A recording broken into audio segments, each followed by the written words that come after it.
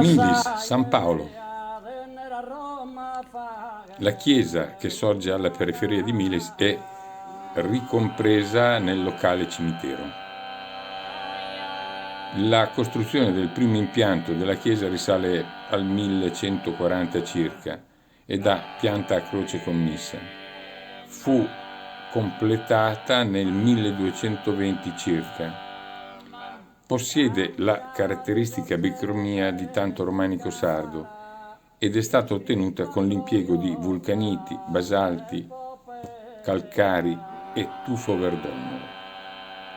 L'effetto è di forza ed eleganza che aiutano a superare anche la collocazione sostanzialmente interna al cimitero.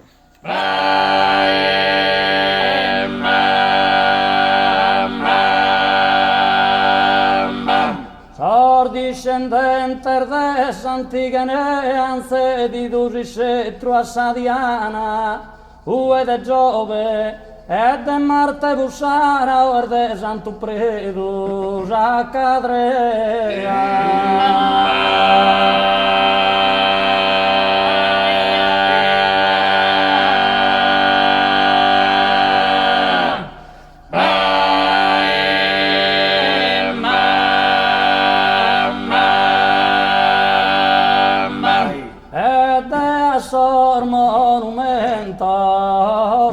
Montagna preferzo a sa spintura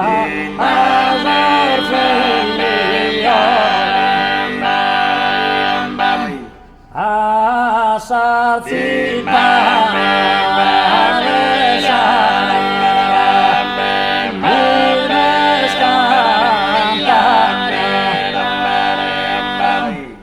templendesa mia e solitudine non mi distrae in Perù.